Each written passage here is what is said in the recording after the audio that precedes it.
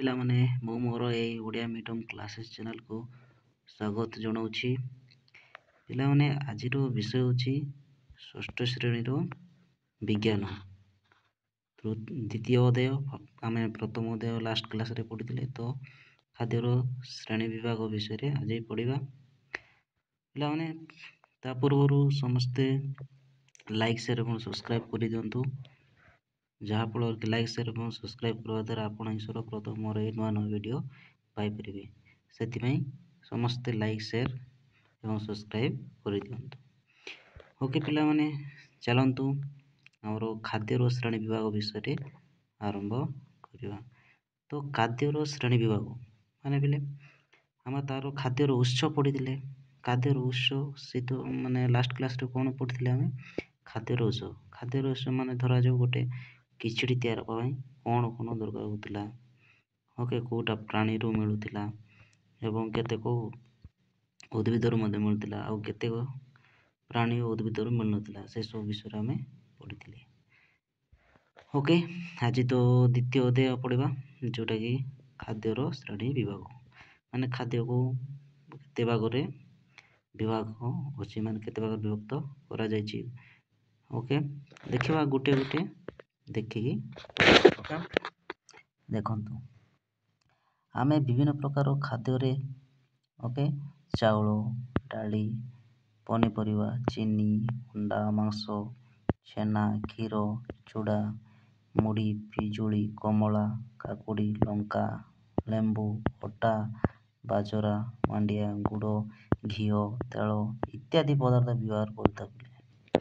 ତ କ'ଣ ବୁଝିଲେ ପିଲେ? ଏଠି ଆମେ ବିଭିନ୍ନ ପ୍ରକାର ଖାଦ୍ୟରେ ଆମେ କ'ଣ ବ୍ୟବହାର କରୁଛେ? ଚାଉଳ, ଡାଲି, ପନିପରିବା, ଚିନି, ଅଣ୍ଡା, ମାଂସ, ମାଛ, କ୍ଷୀର, ଚୁଡ଼ା, ମୁଢ଼ି, ପିଜୁଳି, କମଳା, କାକୁଡ଼ି, ଲଙ୍କା, ଲେମ୍ବୁ, ଅଟା, ବାଜରା, ମାଣ୍ଡିଆ, ଗୁଡ଼, ଘିଅ, ତେଲ ଇତ୍ୟାଦି ଆମେ କ'ଣ ଖାଦ୍ୟ, ଏଇଟା କ'ଣ ଗୋଟେ ପଦାର୍ଥ ବ୍ୟବହାର କରୁଛେ। ଏସବୁ ଖାଦ୍ୟ ପଦାର୍ଥ ବ୍ୟବହାର କରୁଛେ କି ନାହିଁ? ତ ଯେତେ ପ୍ରକାର ଖାଦ୍ୟ ଖାଉଛେ ଆମେ, ତାହା ଆମ ଶରୀରର ବିଭିନ୍ନ ଆବଶ୍ୟକତା ପୂରଣ କରେକି? ଆପଣ କୁହନ୍ତୁ, ଯେତେ ସବୁ ଆମେ କ'ଣ ଖାଦ୍ୟ ଯେଉଁ ଖାଉଛେ, ଏସବୁ ଯେତେ ସବୁ କହିଲେ ଏସବୁ ଖାଦ୍ୟ ଖାଉଛେ, ତା ଆମ ଶରୀରର ବିଭିନ୍ନ ଆବଶ୍ୟକତା ବିଭିନ୍ନ କାମରେ ଏଇଟା ମାନେ ପୂରଣ କରିକି ମାନେ କାର୍ଯ୍ୟରେ ଆସେ କି?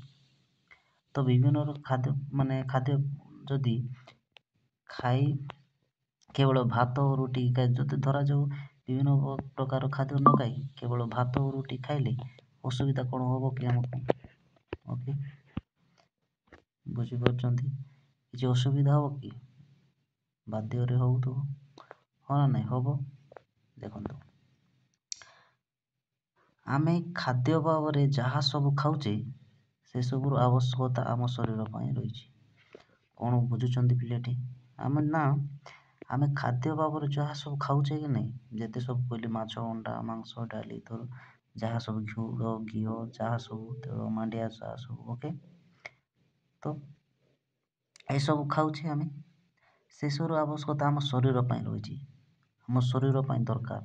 ସେଥିପାଇଁ ଆମେ କ'ଣ ନା ସେସବୁକୁ ଆମେ ଖାଉଛେ। ଓକେ, ଦେଖନ୍ତୁ, ତୁମ ଗ୍ରାମ କିମ୍ବା ବିଦ୍ୟାଳୟରେ ଦେଖନ୍ତୁ ନା ସେମାନଙ୍କ ମଧ୍ୟରେ ମାନେ ପିଲାଙ୍କୁ ଦେଖନ୍ତୁ, ଓକେ, ଆପଣଙ୍କ ସାଙ୍ଗମାନଙ୍କୁ ଦେଖନ୍ତୁ, ଓକେ, ସେମାନଙ୍କ ମଧ୍ୟରୁ କେତେକ ପିଲା ନିଶ୍ଚୟ ସୁସ୍ଥ ସବଳ ଦେଖାଯାଉଥିବେ, ହଁ ନା ନାହିଁ? ସୁସ୍ଥ ସବଳ ଦେଖାଯାଉଛି ଆପଣଙ୍କ ଫ୍ରେଣ୍ଡ ଯେଉଁମାନେ ଅଛନ୍ତି, ଓକେ, ସେମାନେ ବିଭିନ୍ନ କାମରେ ଆଗ୍ରହ ଦେଖାଉଥିବେ।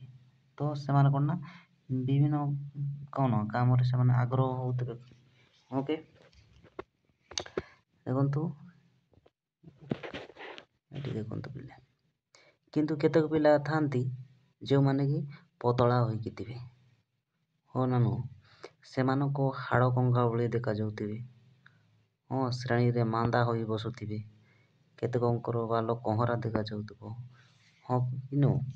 ତ କେତେ ଜଣ ଥିବେ ପତଳା ହେଇକି ଥିବେ, ଆଉ କେତେ ଜଣ ଥିବେ ହାଡ଼ କଙ୍କାଳ ଭଳି ଟିକେ ଶୁଖିକି ଥିବେ, ଆଉ କେତେକ ମାନ୍ଦା ବି ବସୁଥିବେ, ଚୁପଚାପ ହୋଇ ବସୁଥିବେ। ଏମିତି ଲୋକ ବି ଥିବେ ଯାହାର ଦେଖନ୍ତୁ ବାଲ ମଧ୍ୟ କାହାର କହରା ଥିବ, କାହାର କଳା ଥିବ। ତ ଆମେ କ'ଣ ଡିଫରେଣ୍ଟ ମାନେ ବିଭିନ୍ନ ତାଙ୍କର କ'ଣ ପିଲାମାନଙ୍କ ମଧ୍ୟରେ ଭିନ୍ନ ଭିନ୍ନ ଆମେ ଦେଖିପାରିବା ପିଲାମାନଙ୍କୁ। ଓକେ। ତ ଶ୍ରେଣୀର କେତେକ ପିଲା ବାରମ୍ବାର ଥଣ୍ଡା, ଝାଡ଼ା, ଜ୍ୱର ଆଦି ରୋଗରେ ପଡ଼ି ବିଦ୍ୟାଳୟରେ ଅନେକ ଦିନ ଅନୁପସ୍ଥିତ ରହିବେ। ମାନେ ଦେଖନ୍ତୁ ପିଲାମାନେ ଅଛନ୍ତି ଯେଉଁମାନେ ବାରମ୍ବାର ଥଣ୍ଡା ହେଉଥିବ, ଅଳ୍ପକେ ଝାଡ଼ା ହେଉଥିବ, ଜ୍ୱର, ତ ଏମାନେ କ'ଣ ନା ରୋଗରେ ପଡ଼ିକି ସେମାନେ କ'ଣ ଏସବୁ ରୋଗରେ ପଡ଼ିକି ଅନେକ ଦିନ ସେମାନେ ସ୍କୁଲରେ ଅନୁପସ୍ଥିତ ବି ଆସିପାରିନଥିବେ। ଏହାର କାରଣ କ'ଣ ପିଲେ? ଏପରି ହେଉଛି କାହିଁକି ସେ ବିଷୟରେ ଦେଖିବା। ଏହାର କାରଣ କ'ଣ ନା ସୁସ୍ଥ ଶରୀର ପାଇଁ ଆବଶ୍ୟକ ଖାଦ୍ୟ ତାକୁ ମିଳୁନଥିବାରୁ ଏପରି ହୋଇଥାଏ। କ'ଣ ପାଇଁ ନା କ'ଣ ନା ସୁସ୍ଥ ଶରୀର ପାଇଁ ସୁସ୍ଥ ମାନେ ଖାଦ୍ୟ ଗୁଡ଼ାକ ଖାଇବାର ଅଛି ନା, ଖାଦ୍ୟ ମିଳୁନଥିବାରୁ ତାଙ୍କେ ଏମିତି କ'ଣ ପତଳା ହେଉଥିବେ, ତ ମାନ୍ଦା ହେଉଥିବେ, କ'ଣ ବାଲକ ହେଉଥିବ, ଏସବୁ ବିଭିନ୍ନ ପ୍ରକାର ଆମେ ଦେଖିପାରିବା ତାଙ୍କୁ। ଓକେ। କିନ୍ତୁ ଖାଦ୍ୟ ଶରୀର ବୃଦ୍ଧିରେ ସାହାଯ୍ୟ କରେ। କ'ଣ ପିଲେ ନା ଆମେ ଯେଉଁ ଖାଦ୍ୟ ଖାଉଛେ ନା ସେସବୁ ଆମକୁ ବଢ଼ିବାରେ ସାହାଯ୍ୟ କରିଥାଏ, ଆମର ବୃଦ୍ଧି ପାଇଁ ସାହାଯ୍ୟ କରିଥାଏ। ଦେଖନ୍ତୁ କାମ କରିବା ପାଇଁ ଶକ୍ତି ଯୋଗାଏ। ଆମେ ଯେଉଁ କାମ କରୁଛେ ନା, କାମ ଯାହା ସବୁ ପଢ଼ୁଛେ, ଖାଉଛେ, ବୁଲୁଛେ, ଆଉ ବିଭିନ୍ନ ପ୍ରକାର କାମ କରୁଛେ, ସାଇକେଲ ଚଲାଉଛେ, ଯେକୌଣସି କାମ ପାଇଁ ଆମେ କ'ଣ ନା ଆମକୁ ଶକ୍ତି ଦରକାର। ତ ଶକ୍ତି କେଉଁଠାରୁ ମିଳିବେ? ବିଭିନ୍ନ ପ୍ରକାର ଖାଦ୍ୟ ଖାଇବାର ଅଛି, ଯାହାଫଳରେ ଆମକୁ ଶକ୍ତି ମିଳିଥାଏ, ହଁ ନା ନୁହଁ? ଦେଖନ୍ତୁ ଶରୀରରେ ରୋଗ ପ୍ରତିରୋଧକ ଶକ୍ତି ସୃଷ୍ଟି କରେ, ହଁ ନା? ଶରୀରରେ ଯେ ସବୁ ଖାଇବା ତାହେଲେ ଶରୀରର କ'ଣ ରୋଗ ପ୍ରତିରୋଧକୁ ଆମେ ସୃଷ୍ଟି କରିଥାଏ, ହଁ ନା? ଦେଖନ୍ତୁ ପ୍ରତ୍ୟେକ ଖାଦ୍ୟ ପଦାର୍ଥରେ କେତେକ ରାସାୟନିକ ପଦାର୍ଥ ଥାଏ। ଦେଖନ୍ତୁ ଯାହା ସବୁ ଖାଦ୍ୟ ପଦାର୍ଥ ଯେଉଁ ଖାଉଛେ ନା ସେଥିରେ କେତେକ ରାସାୟନିକ ପଦାର୍ଥ ଥାଏ, ଯାହାକୁ କୁହାଯାଏ କ'ଣ ନା ପୋଷକ ବୋଲି କୁହାଯାଏ। କ'ଣ ନା ପୋଷକ କୁହାଯାଏ। ଇଂଲିଶ ତାକୁ ନ୍ୟୁଟ୍ରିଏଣ୍ଟ, କ'ଣ ନ୍ୟୁଟ୍ରିଏଣ୍ଟ କହିବେ। ଓକେ। ଏଥିରେ ଏତିକି ମାନେ ଯାହା ସବୁ କହିଲେ ଏତିକି ବୁଝିପାରିଲେ ପିଲେ ନା ଆମେ ଯେଉଁ ଖାଦ୍ୟ ପଦାର୍ଥ କେତେକ ରାସାୟନିକ ମାନେ ଖାଦ୍ୟ ପଦାର୍ଥ ଖାଉଛେ ନା ସେଠି ମାନେ କ'ଣ ନା ରାସାୟନିକ ପଦାର୍ଥ ରହିଥାଏ, ଯାହାକୁ ଆମେ ପୋଷକ ବୋଲି କହିଥାଉ। ଓକେ। ଦେଖନ୍ତୁ ନେକ୍ସଟ କ'ଣ ଅଛି,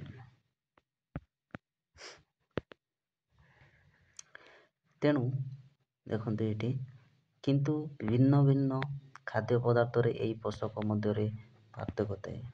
କିନ୍ତୁ ଯେତିକି ସବୁ ଖାଦ୍ୟ ଖାଉଛି ସେସବୁ ଖାଦ୍ୟ ପଦାର୍ଥ କ'ଣ ପୋଷକ ସମାନ ଭାବରେ ରହିଥାଏ କି? ନାହିଁ, କ'ଣ ନା ସମାନ ଭାବରେ ରହିନଥାଏ। ଓକେ। ତେଣୁ ସୁସ୍ଥ ରହିବା ପାଇଁ ଆମେ ବିଭିନ୍ନ ପ୍ରକାର ଖାଦ୍ୟ ଖାଇବା ଆବଶ୍ୟକ ବା ଉଚିତ। ଓକେ। ତେଣୁକରି ଆମକୁ ନାହିଁ ବିଭିନ୍ନ ପ୍ରକାର ଖାଦ୍ୟ ଖାଇବାକୁ ପଡ଼ିଥାଏ, ଯାହାଫଳରେ କ'ଣ ନା ଆମର ଶରୀର ସୁସ୍ଥ ରହିଥାଏ। ଆଉ ଯଦି ଆମେ ଗୋଟେ ପ୍ରକାର ଖାଦ୍ୟ ଖାଇବା ଆମ ଶରୀର କ'ଣ ସୁସ୍ଥ ରହିପାରେ କି? ନାହିଁ।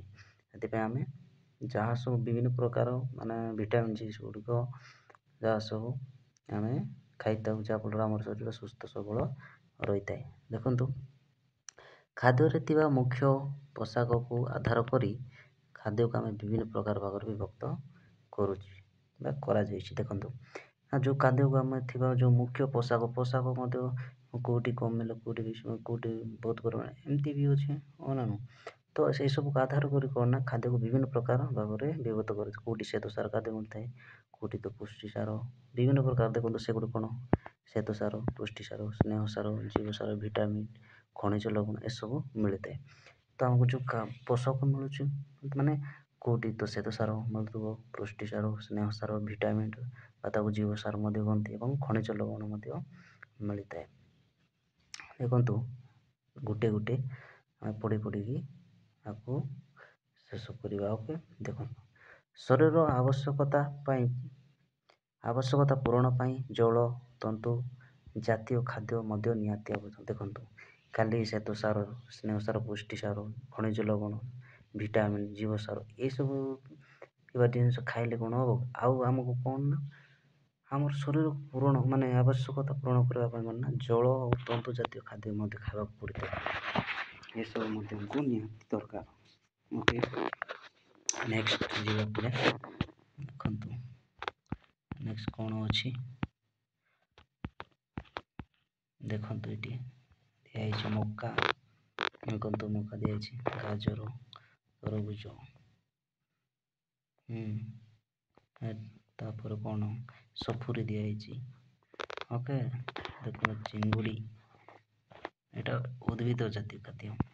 ଓକେ, ଏଇଟା ପ୍ରାଣୀ ଜାତୀୟ ଖାଦ୍ୟ ସବୁ ଦିଆହେଇଛି। ଅଣ୍ଡା, ତାକୁ କ'ଣ ଦେଇଛି ଦେଖୁନାହାନ୍ତି, ସବୁ ମିଲ୍କ, ଏଇଟା ମିଲ୍କ। ଓକେ, ଏଇଟା ମିଲ୍କ ମଧ୍ୟ ଦିଆହେଇଛି। ଓକେ, ନେକ୍ସଟ ଯିବା ପିଲେ, ଦେଖନ୍ତୁ ଏଠି ଆମ ଶରୀର ବିଭିନ୍ନ ଆବଶ୍ୟକତା ପୂରଣ ପାଇଁ କ'ଣ ନା ଏତେ ସବୁ ପ୍ରକାର ଖାଦ୍ୟ ଖାଇବା ଦରକାର କି କ'ଣ କହିଲା, ତ ଆମ ଶରୀରର ବିଭିନ୍ନ ଆବଶ୍ୟକତା ପୂରଣ ପାଇଁ ଓକେ ଏତେ ପ୍ରକାର ସବୁ ଖାଦ୍ୟ ଖାଇବା ଦରକାର କି? କୁହନ୍ତୁ ଆପଣ, ଏତିକି ଦରକାର ହୋଇଥାଏ କି? କେଉଁ ଖାଦ୍ୟରେ କେଉଁ ଗୁଡ଼ିକ ଅଧିକ ଥାଏ ତାହାକୁ ପରୀକ୍ଷା କରି ଜାଣିବା। ଏବେ ଦେଖିବା ମାନେ କେଉଁ ଖାଦ୍ୟରେ ଅଧିକ କ'ଣ ଥାଏ, କେଉଁ ଖାଦ୍ୟରୁ କେଉଁ ଗୁଡ଼ିକ ଅଧିକ ଥାଏ, ସେ ବିଷୟରେ ଟିକେ ଆମେ ଗୋଟେ ଗୋଟେ ଦେଖିକି ଯିବା। ଖାଦ୍ୟ ବିଷୟରେ ଦେଖିବା ଗୋଟେ ଗୋଟେ କରି। ଓକେ, ଦେଖନ୍ତୁ କ'ଣ ଦେଇଛି ଏଠି, ଖାଦ୍ୟର ଶ୍ରେଣୀ ବିଭାଗ। କ'ଣ ଖାଦ୍ୟର ଶ୍ରେଣୀ ବିଭାଗ। ଓକେ, ତୁମ ପାଇଁ ଏକୁ ଦେଇଛି ବୋଲି ଦେଖନ୍ତୁ ଏଠି। ଓକେ, ତ ପ୍ରଥମେ ଶ୍ୱେତସାର ଜାତୀୟ ଖାଦ୍ୟକୁ ଚିହ୍ନଟ ପ୍ରଣାଳୀ। ଓକେ, ତ ଶ୍ୱେତସାର ଜାତୀୟ ଖାଦ୍ୟର ଚିହ୍ନଟ ପ୍ରଣାଳୀ ଦେଖିବା ମାନେ ଆମେ କେମିତି ଜାଣିବା ଏତେ ସବୁ ଖାଦ୍ୟ ମାନେ ଏତେ ଖାଉଛେ ଆମେ, ହଁ ନା ନାହିଁ? ସେ ଭିତରୁ ଆମେ କେମିତି ଜାଣିବା ଯେ ଏଇଟା ଗୋଟେ ଶ୍ୱେତସାର ଜାତୀୟ ଖାଦ୍ୟ ବୋଲି, ହଁ କି ନୁହଁ? ଆମେ ଚିହ୍ନିବା କେମିତି? ଦେଖିବା କ'ଣ ଦେଇଛି ଏଠି। ଗୋଟିଏ କାଚ ଗିଲାସରେ 1 ଚାମଚ ଅଟା ନେଇ ସେଥିରେ 3-4 ଚାମଚ ପାଣି ମିଶାଇ ଭଲ ଭାବରେ ଗଲାଇ ଦିଅ। କ'ଣ କହିଲେ ଏଠି ନା ଗୋଟେ କାଚ ଗିଲାସ ନେବ। ଓକେ, ତାପରେ 1 ଚାମଚ ଅଟା, କାଚ ଗିଲାସ ନେଲ, ତାପରେ 1 ଚାମଚ ଅଟା ନେଇ ସେଥିରେ 3-4 ଚାମଚ କ'ଣ ପାଣି ମିଶାଇ ତାକୁ ମାନେ ଭଲ ଭାବରେ ଗୋଳେଇ ଦେବ, ଘାଣ୍ଟି ଦେବ ତାକୁ। ଓକେ, ସେଇ ପାଣିଆ ଅଟାରେ ଯେଉଁ ପାଣି ହେଇଥିଲା ସେ ପାଣିଆ ଅଟାରେ 2-3 ବୁନ୍ଦା କ'ଣ ମିଶାଇବ, ସାଙ୍ଗେ ସାଙ୍ଗେ ପ୍ରସ୍ତୁତ ହୋଇଥିବା ଆୟୋଡ଼ିନ ଦ୍ରବଣ ଟିକେ ମିଶାଇ ଦେବ। ଏହାକୁ ଚାମଚ ସାହାଯ୍ୟରେ ଭଲ ଭାବରେ ଘାଣ୍ଟି ଦେବ। ତାପରେ ତାକୁ କ'ଣ ଚାମଚ ସହିତ ଭଲ ଭାବରେ ଘାଣ୍ଟି ଦେବ। ଓକେ, ଦ୍ରବଣର ରଙ୍ଗରେ ମାନେ କ'ଣ ପରିବର୍ତ୍ତନ ହେଲା, କେଉଁ ପରିବର୍ତ୍ତନରେ ଲକ୍ଷ୍ୟ କର। ଓକେ, ସେ ଦ୍ରବଣରେ କଲର୍ କେମିତି ଆସିଲା, ତାକୁ ଘାଣ୍ଟିଲ ନା, ଘାଣ୍ଟିବା ଦ୍ୱାରା କ'ଣ କି ପରିବର୍ତ୍ତନ ହେଉଛି ଆପଣ ଦେଖିବେ। ଓକେ, ଏଇ ଯେଉଁ ଘାଣ୍ଟିଲେ ଆପଣଙ୍କ ଯେ କାଚ ଗ୍ଲାସରେ କ'ଣ ନା ଗୋଟେ କଲର୍ ଆସିବ ବୋଲି, ସେଇ କଲର୍ କେମିତି ଆସିବ ନା ଗାଢ଼ ନୀଳ ରଙ୍ଗ ହୋଇଯିବ। କେମିତି ନା ଗାଢ଼ ନୀଳ ରଙ୍ଗ ହୋଇଯିବ। ଓକେ, ଆପଣ ଜାଣିବେ ଏଇ କଲର୍ ଆସିଲେ ଆପଣ ଜାଣିବେ ନା ଏଇଟା ଶ୍ୱେତସାର ଜାତୀୟ ଖାଦ୍ୟ ବୋଲି। ଓକେ, ଜାଣିଲେ ନା ଗାଢ଼ ନୀଳ ରଙ୍ଗ ହୋଇଗଲେ କ'ଣ ଜାଣିବା ଆମେ ନା ଶ୍ୱେତସାର ଜାତୀୟ ଖାଦ୍ୟ ବୋଲି କହିବା। ଓକେ, ଦେଖନ୍ତୁ କାରଣ କ'ଣ ପାଇଁ ପିଲେ ସେ ଗାଢ଼ ନୀଳ ରଙ୍ଗ କାହିଁକି ଆସିଲା ଦେଖନ୍ତୁ। ଆୟୋଡ଼ିନ ଦ୍ରବଣ ଶ୍ୱେତସାର ଜାତୀୟ ଖାଦ୍ୟକୁ ଗାଢ଼ ନୀଳ ରଙ୍ଗ କରିଦିଏ।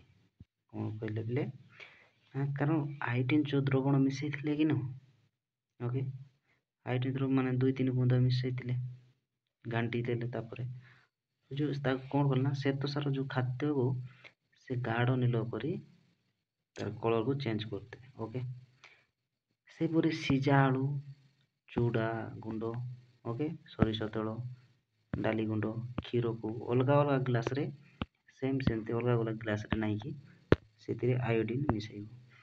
ଓକେ, ସେପରି କ୍ଷୀର ମାନେ କାହାକୁ କହିଲେ ବିଲେ ଦେଖନ୍ତୁ ଟିକେ ସିଝା ଆଳୁକୁ ନେବ, ତାପରେ ସେମିତି ଏର ଯେଉଁ ପ୍ରୋସେସ୍ ଯେମିତି ଚାଲିଥିଲା, ଧରାଯାଉ ଗୋଟେ ସିଝା ଆଳୁ ନେଲେ, ଓକେ ସେଇଠି ସେମିତି ନାହିଁ, ସେଇ ୟାର ଯେଉଁ ପ୍ରୋସେସ୍ ଯେମିତି କରିଥିଲୁ 3-4 ଚାମଚ ପାଣି ମିଶାଇ ଭଲରେ ଘାଣ୍ଟି ଦେବ, ତାପରେ 2-3 ବୁନ୍ଦା କ'ଣ ଆୟୋଡ଼ିନ ଦ୍ରବଣ ମିଶାଇବ। ଦେଖିବ ଯଦି ଗାଢ଼ ରଙ୍ଗ ଯଦି ଆସିଲା, କଲର୍ଟା ଗାଢ଼ ନୀଳ ଯଦି ଆସିଲା ଓକେ ତାମାନେ ଜାଣିବେ ଏଇଟା କ'ଣ ଶ୍ଵେତସାର ଜାତୀୟ ଖାଦ୍ୟ। ଯଦି ଆସିଲାନି ଏଇଟା ଶ୍ଵେତସାର ଜାତୀୟ ଖାଦ୍ୟ ନୁହଁ। ଆଉ କେଉଁଟା ହେଇଥିବ ପୃଷ୍ଠା ହେଇଥିବ ନହେଲେ ସ୍ନେହସାର ହେଇଥିବ କେଉଁଟା ବି ହେଇଥିବ ଓକେ। ଦେଖନ୍ତୁ ତ କେଉଁ କେଉଁ କ୍ଷେତ୍ରରେ ଗାଢ଼ ନୀଳ ରଙ୍ଗ ହେଲା ଦେଖ ଏବଂ ସାରଣୀଟି 1.1କୁ ପୂରଣ କର। ଦେଖନ୍ତୁ ଏଇଠି ଅଛି ସିଝା ଆଳୁ ନେଲେ ଓକେ ସୋରିଷ ତେଲ ଇଏ ଦେବ ସିଝା ଆଳୁଟା ମାନେ ଆପଣ ଚିହ୍ନିବେ। ଦେଖନ୍ତୁ ଏଇଠି ଦେଖନ୍ତୁ ପଠ ଦେଖନ୍ତୁ ମାନେ ଏକ୍ସପେରିମେଣ୍ଟଟା କରୁଛି। ଆୟୋଡିନ ଦ୍ରବଣ ନିଆଯାଇଛି, ଜଳ ନିଆଯାଇଛି, ବିଭିନ୍ନ ପ୍ରକାର ଖାଦ୍ୟ ନିଆଯାଇଛି। ଦେଖନ୍ତୁ ଏଇଟା ଗୋଟେ ଏଇଟା ଗୋଟେ ଏଇଟା ଗୋଟେ ଆପଣ ବି ସେମିତି ବିଭିନ୍ନ ପ୍ରକାର କ'ଣ ଖାଦ୍ୟ ନେବେ। ଦେଖନ୍ତୁ ସିଝା ଆଳୁ ନେଇଥିଲେ ତ ସିଝା ଆଳୁରେ କ'ଣ ନା ଗାଢ଼ ନୀଳ ରଙ୍ଗ ଆସିଲା ଏଇଟା ତାମାନେ ଏଇଟା କ'ଣ ଗାଢ଼ ନୀଳ ଆସିଲା ତା କଲର୍ଟା ତାମାନେ ଏଇଟା କ'ଣ ନା ଶ୍ଵେତସାର ଜାତୀୟ ଖାଦ୍ୟ। ଦେଖନ୍ତୁ ସୋରିଷ ତେଳକୁ ଯଦି ଆମେ ସେମ୍ ସେଇ ଆୟୋଡିନ ଦ୍ରବଣ ପକାଇବା ଜଳ ଟିକେ ପକାଇବା ଏମିତି ଗୋଟେ ଏକ୍ସପେରିମେଣ୍ଟ କରିଦେବା ତାମାନେ ଗାଢ଼ ନୀଳ ରଙ୍ଗ ଆସିବ ନାହିଁ। ତ ଏଇଟା କ'ଣ ଶ୍ଵେତସାର କି ନୁହଁ, ଏଇଟା ଶ୍ଵେତସାର ଜାତୀୟ ଖାଦ୍ୟ ନୁହେଁ। ଆମେ ଏମିତି ଚିହ୍ନି ପାରିବା ଓକେ। ଏଠାରେ ଦେଖନ୍ତୁ କ'ଣ ଦେଇଛି ଦେଖନ୍ତୁ ଏଇଠି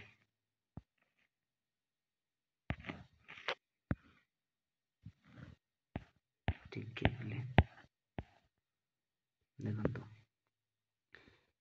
ଏଠାରେ ଦେଖିଲେ ଆଳୁ ଓ ଚୁଡ଼ା ଓକେ ଶ୍ଵେତସାର ଜାତୀୟ ଖାଦ୍ୟ କିନ୍ତୁ ସୋରିଷ ତେଳ ଓକେ ଡାଲି କ୍ଷୀର ଶ୍ଵେତସାର ଜାତୀୟ ଖାଦ୍ୟ ନୁହେଁ। ଦେଖନ୍ତୁ ଏଠି କ'ଣ କହୁଛି ବୋଲେ ଦେଖନ୍ତୁ କ'ଣ କହିଛି ଏଠି ଦେଖ ଆଳୁ ଚୁଡ଼ା ଏସବୁ କ'ଣ ହେଲା ନା ଶ୍ଵେତସାର ଜାତୀୟ ଖାଦ୍ୟ ଏମାନେ।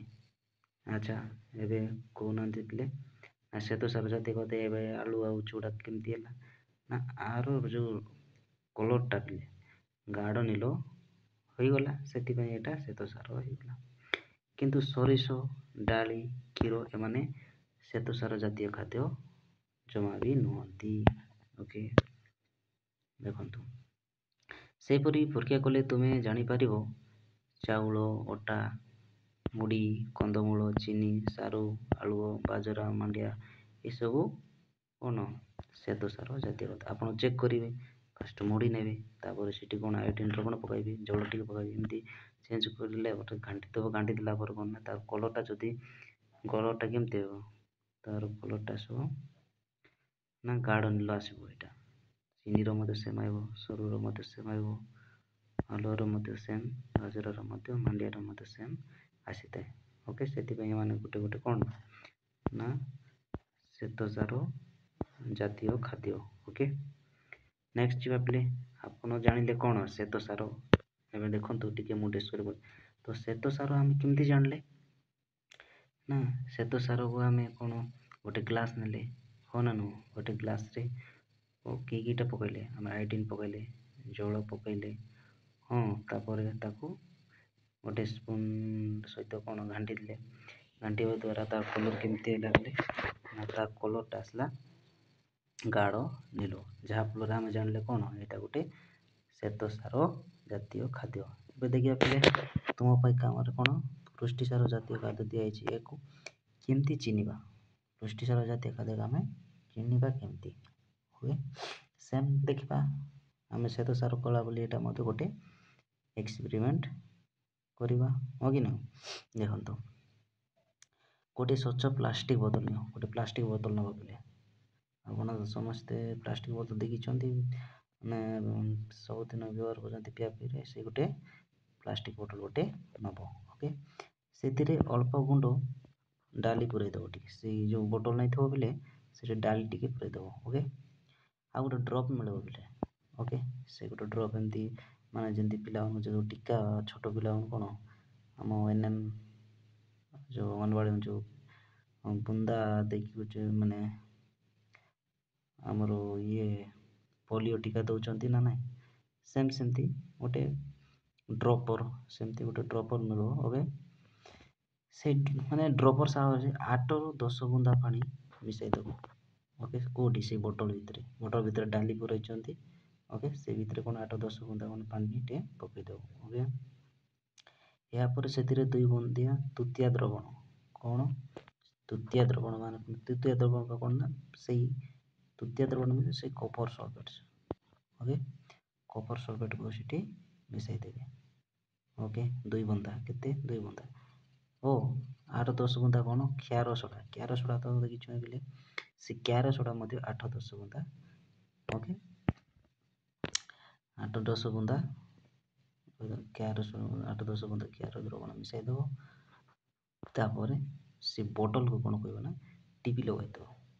ଓକେ, ଟିପି ଲଗାଇକି ଭଲ ଭାବରେ ହଲାଇ ଦେବ, ପୁରା ତାକୁ ହଲାଇ ଦେବ ଯେମିତି ସେ ଦ୍ରବଣ ଗୁଡ଼ିକ ମିଶିଯିବ। ଓକେ, ଏବେ ଦେଖନ୍ତୁ କିଛି ସମୟ ଗୋଟେ ସ୍ଥାନରେ ସ୍ଥିର ଭାବରେ ରଖିଦେବ। କିଛି ସମୟ ସ୍ଥିର ଭାବରେ ରଖିଦେବ। ତାପରେ ଲକ୍ଷ୍ୟ କରିବ ତାଙ୍କର ରଙ୍ଗରେ କି ପରିବର୍ତ୍ତନ ହେଉଛି ଦେଖ। ମାନେ ରଖିଦେବ ତାକୁ ବୋତଲ ଟିକେ ଭଲସେ ସେକିକି ଭଲସେ ହଲାଇ ଦେଇକିନା, ତାପରେ ଦେଖିବ ଯେ ତାର କଲର୍ଟା କେମିତି ଆସୁଛି। ଏବେ ଦେଖନ୍ତୁ ଦ୍ରବଣଟି କେମିତି ହେବ ନା ସେ କଲର୍ଟା ବୋଟଲ ଭିତରେ ଦ୍ରବଣଟି ବାଇଗଣୀ ରଙ୍ଗର ହୋଇଯିବ। କଲର୍ କେମିତି ହେଲା କହିଲେ ଏଇଟା ବାଇଗଣୀ ରଙ୍ଗ। କେମିତି ବାଇଗଣୀ ରଙ୍ଗ। ଏହିପରି ଭାବରେ ପୁଷ୍ଟିସାର ଜାତୀୟ ଖାଦ୍ୟ ଗୁଡ଼ିକୁ ପରୀକ୍ଷା କର। ବର୍ତ୍ତମାନ କ୍ଷୀର, ବାଇଗଣ ଚକଟା, ଅଣ୍ଡା ଲାଳ, ଭାତ ନେଇ ଏସବୁକୁ ନେଇକିନା ପରୀକ୍ଷାଟି କରନ୍ତୁ ଆପଣ। ଓକେ, କେଉଁ କ୍ଷେତ୍ରରେ ବାଇଗଣ ରଙ୍ଗ ହେଉଛି ତଳ ସାରଣୀରେ ଲେଖ। ବୁଝିପାରିଲ? ଆପଣ ସେମିତି ପୁଷ୍ଟିସାର ମଧ୍ୟ କ'ଣଟା ନେବେ, ଏମିତି ଏସବୁ ଜିନିଷ ନେବେ ପ୍ରଥମେ ଏସବୁ। ଓକେ, ଦେଖନ୍ତୁ ଗୋଟେ ପ୍ଲାଷ୍ଟିକ୍ ବୋଟଲଟେ ନେବେ, ସେଥିରେ ଅଳ୍ପ ଗୁଣ୍ଡ କ'ଣ ମିଶାଇବେ, ଡାଲି ଟିକେ ପୁରାଇ ଦେବେ, ଟପର ସାହାଯ୍ୟରେ କ'ଣ 8-10 ବୁନ୍ଦା ପାଣି ମିଶାଇ ଦେବେ। ତାପରେ ତୁତିଆ ଦ୍ରବଣ ଯାହାକୁ କପର ସଲଫେଟ୍ କହିବି ତାକୁ ମିଶାଇ ଦେବେ। ତାପରେ କ୍ଷାର ସୋଡ଼ା 8-10 ବୁନ୍ଦା ମିଶାଇବେ, ଟିପି ଲଗାଇକି ଭଲସେ ସେକି ଦେବେ ଯେମିତିକି ସେଇଟା ମିଶିଯିବ। ଦେଖିବ ସେ କଲର୍ଟା କେମିତି ହେବ ବୋଲେ ନା ବାଇଗଣୀ କଲର୍ ହେବ। ଓକେ, ସେମିତି ଆପଣ ନେବେ ସବୁ ଅଣ୍ଡା, ଭାତ, ଓକେ, ବାଇଗଣ ଚକଟା, କ୍ଷୀର ଏସବୁ ନେଇକି ଆପଣ ଏକ୍ସପେରିମେଣ୍ଟ କରିବେ। ଏଇଟା ତ ମାନେ ନିଜେ କରିବାକୁ ଯଦି ଥିଲେ ବୋଟଲ ମିଳିବ କପର ସଲଫେଟ୍ ବି ଆଣିବେ ଆଉ ନିଜେ ମଧ୍ୟ କରିବେ, ଯାହାଫଳରେ କି ଆପଣ ନିଜେ କରିବେ ତା ମାନେ ଆପଣ ମାନେ ଭଲସେ ଟିକେ ଆଉ ବୁଝିପାରିବେ। ଓକେ, ସେମିତି ନେବେ ଆଉ ମାନେ ସବୁ ଚେକ୍ କରିବେ। ଆପଣ ଯଦି ଦେଖିବେ ବାଇଗଣୀ ଯଦି ହେଲା ତାମାନେ ଏଇଟା ଜାଣିବେ ପୁଷ୍ଟିସାର ଜାତୀୟ ଖାଦ୍ୟ ବୋଲି ଆପଣ ଜାଣିପାରିବେ। ଓକେ, ଦେଖନ୍ତୁ ଏଠି ସାରଣୀ ଦେଇଛି ଏଠି ଦୁଇଟା ମାନେ ବାଇଗଣୀ ରଙ୍ଗ ହେଲା ନାହିଁ। ଦେଖନ୍ତୁ ଡାଲି ଗୁଣ୍ଡ ପକାଇଥିଲି ତ ସେଇ ଡାଲି ଗୁଣ୍ଡ କଲର୍ କେମିତି ଆସିଥିବ ବୋଲେ ନା ଡାଲି ଗୁଣ୍ଡ ଯେଉଁ କଲର୍ଟା ଆସିଥିଲା କ'ଣ ବାଇଗଣୀ ରଙ୍ଗ ଆସିଥିଲା, ଯାହାଫଳରେ ଏଇଟା କ'ଣ ପୁଷ୍ଟିସାର ଜାତୀୟ ଖାଦ୍ୟ ହେଲା, କିନ୍ତୁ ବାଇଗଣୀ ରଙ୍ଗ ହେଲା ନାହିଁ। ଭାତ ଯେଉଁ ପକାଇଥିଲି ସେଇଟା ପୁଷ୍ଟିସାର ଜାତୀୟ ଖାଦ୍ୟ ହେଲା ନାହିଁ। କାହିଁକି ହେଲା ନାହିଁ ନା ତା କଲର୍ ଆସିନଥିବ ବାଇଗଣୀ, ଯାହାଫଳରେ କ'ଣ ନା ଏଇଟା ପୁଷ୍ଟିସାର ଜାତୀୟ ଖାଦ୍ୟ ନୁହଁ। ଦେଖନ୍ତୁ ତଳେ କ'ଣ ଦେଇଛି ଡାଲି, ଅଣ୍ଡା ଲାଳ, କ୍ଷୀର, ମାଛ, ମାଂସ, ସୋୟାବିନ୍, ଛତୁ ଏସବୁ କ'ଣ ନା ଗୋଟେ ପୁଷ୍ଟିସାର ଜାତୀୟ ଖାଦ୍ୟ। ଓକେ, ଆପଣ ଯଦି ଏସବୁ ନେଇକି ଯଦି ଚେକ୍ କରିବେ ସେମ୍ ଏଇ ପ୍ରୋସେସ୍ରେ ଡାଲି ଯେଉଁ ପ୍ରୋସେସ୍ରେ କଲେ ସେଇ ପ୍ରୋସେସ୍ରେ କଲେ ଦେଖିବେ ନା କଲର୍ଟା ବାଇଗଣୀ ରଙ୍ଗରେ ଆସିବ। ଓକେ, ଆପଣ ବାଇଗଣୀ ରଙ୍ଗ ଯେକୌଣସି ମାନେ ଆପଣ ମାଛ ଯେକୌଣସି ନେଇକି ଆପଣ ଯଦି ଏକ୍ସପେରିମେଣ୍ଟ କରିବେ ବାଇଗଣୀ ରଙ୍ଗ ଆସିଲା ନା ତାମାନେ ଏଇଟା କ'ଣ ନା ପୁଷ୍ଟିସାର ଜାତୀୟ ଖାଦ୍ୟ। ଓକେ, ନେକ୍ସଟ ଭାବିଲେ ଦେଖନ୍ତୁ ଏବେ ଦେଖିବା ସ୍ନେହ ସାର। କ'ଣ ନା ସ୍ନେହ ସାର ଜାତୀୟ ଖାଦ୍ୟ କେମିତି ଚିହ୍ନଟ କରିବା, ମାନେ କେମିତି ଚିହ୍ନିବା ନା ଏଇଟା ସ୍ନେହ ସାର ଜାତୀୟ ଖାଦ୍ୟ ହଁ ନା ନୁହଁ। ଦେଖିବା କ'ଣ ନେଉଛି ଏଠି ଏମିତି ଗୋଟେ ଏକ୍ସପେରିମେଣ୍ଟ କରିବାର ଅଛି, ଯାହାଫଳରେ ପରେ ଆମେ ଜାଣିପାରିବା ହଁ କି ନୁହଁ। ଦେଖନ୍ତୁ କେତେ ଖଣ୍ଡ ଧଳା କାଗଜ ନେବ, କେତେଟା ଖଣ୍ଡ ଧଳା କାଗଜ ନେବ, ସେଠି ଅଟା, ସିଝା ଆଳୁ, ଚିନାବାଦାମ ଗୁଣ୍ଡ, କରା ହୋଇଥିବା ପାକଳ ନଡ଼ିଆ, ଓକେ, ତାପରେ ସୋରିଷ ଗୁଣ୍ଡ, ଅଲଗା ଅଲଗା କାଗଜରେ ଘଷି ଗୁଣ୍ଡ ପଦାର୍ଥ ଗୁଡ଼ିକୁ କାଗଜ ଉପରେ ଢାଳି ଦେଇ କାଗଜକୁ ଖରାରେ କିଛି ସମୟ ଶୁଖାଇ ଦିଅ। କ'ଣ କହିଲା ବେଲେ ଏଠି ଦେଖନ୍ତୁ, ଆପଣ ବୁଝିପାରୁଥିବେ କ'ଣ କହୁଛନ୍ତି ଏଠି। ଓକେ, କ'ଣ କୁହା ହେଇଛି ଏଠି ଦେଖନ୍ତୁ ନା, କେତେ ଖଣ୍ଡ ଧଳା କାଗଜ ନେବେ ପିଲେ, ଧଳା କାଗଜ ନେବ। ଓକେ, ଖାତାକୁ କୌଣସି ଗୋଟେ କାଗଜ ନେବେ, ଆଉ ଖାତା ନେବେ, ନହେଲେ ପେପର ମିଳୁଛି ସେ ପେପର ମିଶା ନେଇଯିବେ। ଓକେ, ସେଥିରୁ ଅଟା ନେବେ, ଅଟା ଟିକେ ନେବେ ଗୋଟେ ଗଛରେ, ସିଝା ଆଳୁ ନେବେ, ଚିନାବାଦାମଟେ ନେବେ, ତାପରେ ଯେଉଁ କରା ହେଇଥିବ ସେ ପାକଳ ନଡ଼ିଆଟା ମାନେ କଡ଼ା ହେଇଥିବ, ତାପରେ ସୋରିଷ ତେଲ, ତାର ଗୁଣ୍ଡ, ସୋରିଷ ଗୁଣ୍ଡ। ଓକେ, ତ ଅଲଗା ଅଲଗା କାଗଜରେ ଘଷି ଦେଇ କ'ଣ ନା ସେ ଗୁଣ୍ଡ ପଦାର୍ଥ ଗୁଡ଼ିକୁ କାଗଜରେ ଝାଡ଼ି ଦେବେ। ଝାଡ଼ି ଦେଇକି କ'ଣ କରିବେ ନା କାଗଜକୁ ଖରାରେ ଟିକେ ଶୁଖାଇ ଦେବେ।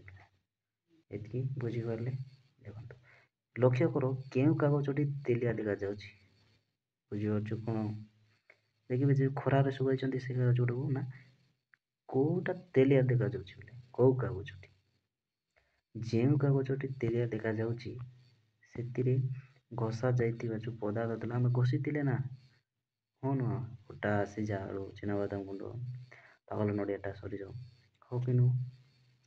ଦେଖିବେ ଆଉ ଖରାରେ ଶୁଖାଇଥିଲେ କାଗଜକୁ, ଏବେ ଦେଖିବେ ଖରାରେ ଶୁଖୁଛି, ଦେଖିବେ ନା ଖରାରେ ଶୁଖାଇଲା ପରେ ଲକ୍ଷ୍ୟ କରିବେ ଆପଣ ନା ତେଲିଆ କେଉଁଟା ଦେଖାଯାଉଛି, କେଉଁ କାଗଜଟି। ଦେଖିବେ ଯେଉଁ କାଗଜଟି ତେଲିଆ ଦେଖାଯାଉଛି ସେଥିରେ ଘଷା ଯାଇଥିବା ଯେଉଁ ତେଲଟା, ଯେଉଁ କାଗଜ ତେଲିଆ ଦେଖାଯାଉ ନାହିଁ ସେଥିରେ ଘଷା ଯାଇଥିବା ଖାଦ୍ୟ ପଦାର୍ଥରେ ତେଲ ନାହିଁ ବା କମ୍ ପରିମାଣରେ ଅଛି, ହଁ ନା ନୁହଁ? ତ କମ୍ ପରିମାଣରେ ରହିଛି ତେଳିଆ ଜିନିଷ, ହଁ କି ନୁହଁ? ଆଉ ଦେଖ, ଲକ୍ଷ୍ୟ କର ଯେଉଁ କାଗଜରେ ତେଲିଆ ଦେଖାଯାଉଛି ସେଠି କ'ଣ ବହୁତ ଅଧିକ ପରିମାଣରେ କ'ଣ ତେଲ ଅଛି, ହଁ ନା ନୁହଁ? ଆମେ ଏଇ ପରୀକ୍ଷାରୁ କ'ଣ ଜାଣିଲେ, ଏଇ ପରୀକ୍ଷାରୁ ଜାଣିଲେ ଚିନାବାଦାମ, ସୋରିଷ, ନଡ଼ିଆରେ ଅଧିକ ପରିମାଣର ତେଲ ରହିଥାଏ, ହଁ ନା ନୁହଁ? ଆମେ ତିନିଟା ନେଇଥିଲେ କି ନୁହଁ? ତ ମାନେ এই ଚିନାବାଦାମ ଆଉ ସୋରିଷ ନଡ଼ିଆରେ ନାକି, କାହିଁକି ନା ଏଥିରେ ବହୁ ପରିମାଣରେ ତେଲ ମିଳିଥାଏ, ହଁ ନା ନା? ଏଇଟା ତ ତେଳିଆ ଜିନିଷ ଗୁଡ଼ା ଦେଖନ୍ତୁ, ତେଣୁ ଏଗୁଡ଼ିକୁ ସ୍ନେହସାର ଜାତୀୟ ଖାଦ୍ୟ ମଧ୍ୟ କହିଥାଉ। ସେଥିପାଇଁ କାହିଁକି ନା ସ୍ନେହସାର ଜାତୀୟ ଖାଦ୍ୟ ଯେଉଁଠି ତେଲ ବହୁ ପରିମାଣରେ ଥାଏ ତାକୁ କୁହାଯାଏ, ହଁ ନା ନୁହଁ? ସେଥିପାଇଁ ସ୍ନେହସାର ଜାତୀୟ ଖାଦ୍ୟ ହେଲା ଏଇଟା, ହଁ କି ନୁହଁ? ଦେଖନ୍ତୁ ସେଇପରି କ'ଣ ଅଛି ବୋଲେ ସୂର୍ଯ୍ୟମୁଖୀ ମଞ୍ଜି, ହଁ କି ନୁହଁ? ରାଶି ତେଲ ଯେଉଁଟା କହୁଛ, ହତଶୀ, କୁସୁମ ତେଲ ଯେଉଁଟା କୁସୁମ, ଜଡ଼ା ତେଳ ଯେଉଁଟା କହୁଛି, ଜଡ଼ାରୁ ମିଶା ଏଇଟା ମାଛରୁ ମିଶା ମିଳୁଛି ନା, ମାଛର ଚର୍ବି, ଅଣ୍ଡା କେଶର, ଗାଈ ଓ ମଇଁଷି ଘିଅ, ହଁ ନା, ଲହୁଣୀ, ଏସବୁ ଆଦିରେ କ'ଣ ସ୍ନେହସାର ରହିଛି, କ'ଣ ରହିଛି ନା ସ୍ନେହସାର ରହିଛି। ଓକେ, ଏସବୁରେ, ହଁ ନା ନୁହଁ? ଏସବୁରେ କ'ଣ ନା ତେଲିଆ ଜିନିଷ ଅଛି, ଯାହାଫଳରେ ଏସବୁ କ'ଣ ଗୋଟେ ସ୍ନେହସାର ଜାତୀୟ ଖାଦ୍ୟ। ଓକେ, ତ ଏବେ ଦେଖନ୍ତୁ, ଯେଉଁ ସ୍ନେହସାର ଉଦ୍ଭିଦରୁ ମିଳେ ତାହା ଉଦ୍ଭିଦ ସ୍ନେହସାର, ଆଉ ଯାହା ପ୍ରାଣୀଙ୍କ ଠାରୁ ମିଳେ ତାହା ପ୍ରାଣୀଜ ସ୍ନେହସାର। ଏଠିରେ କ'ଣ ଜାଣିବାର ଅଛି? ତ ଉଦ୍ଭିଦ ଠାରୁ ଯାହା ମିଳିଥାଏ, ଯେଉଁ ସ୍ନେହସାରଟା ମିଳିଥାଏ ତାକୁ କୁହାଯାଏ ଉଦ୍ଭିଦ ସ୍ନେହସାର, ଆଉ ଯାହା ପ୍ରାଣୀଙ୍କ ଠାରୁ ମିଳେ ତାକୁ ପ୍ରାଣୀଜ ସ୍ନେହସାର। ଉଦ୍ଭିଦର ସ୍ନେହସାର କେଉଁଟା, ପ୍ରାଣୀଜ ସ୍ନେହସାର କେଉଁଟା?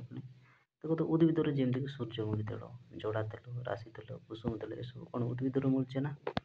ସେମିତି ପ୍ରାଣୀଙ୍କ ଠାରୁ କେତେ ମିଳୁଛି ଦେଖନ୍ତୁ, ଗାଈ, ମଇଁଷି ଘିଅ, ଏଠୁ ଗାଈର ମିଳୁଛି କି ନୁହଁ?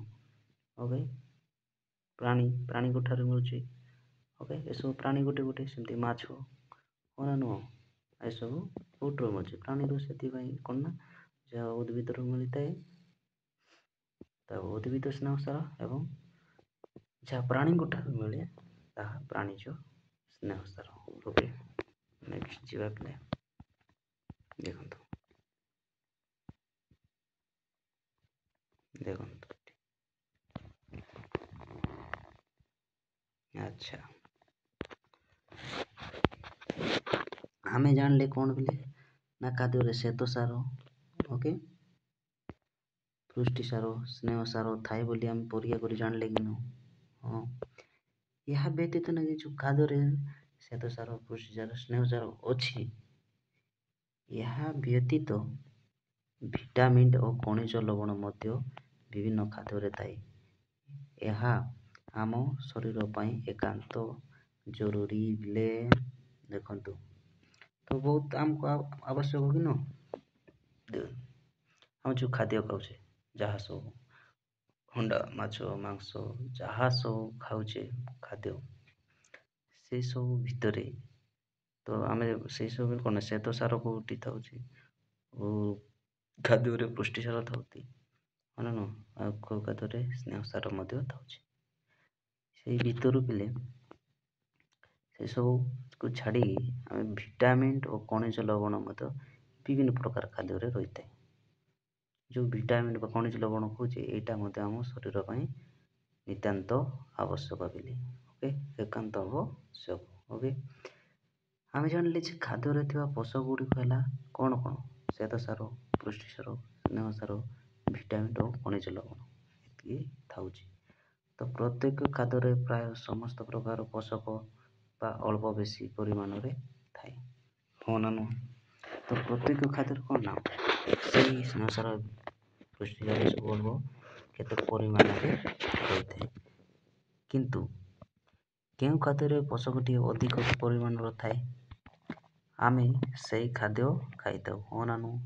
ଯେଉଁ ଖାଦ୍ୟ ଗୁଡ଼ିକରେ କି ନା ପୋଷକର ପରିମାଣ ଅଧିକ ଥାଏ ହଁ ନା ନୁହଁ ସେଇ ଖାଦ୍ୟକୁ ଆମେ ବହୁଳ ମାନେ ଖାଇଥାଉ ହଁ ନା ନୁହଁ। ଯାହାଫଳରେ ଆମ ଶରୀରକୁ ସ୍ୱାସ୍ଥ୍ୟ ସବଳ ରହିଥାଏ ଦେଖନ୍ତୁ ଆମେ ଖାଇଥାଉ।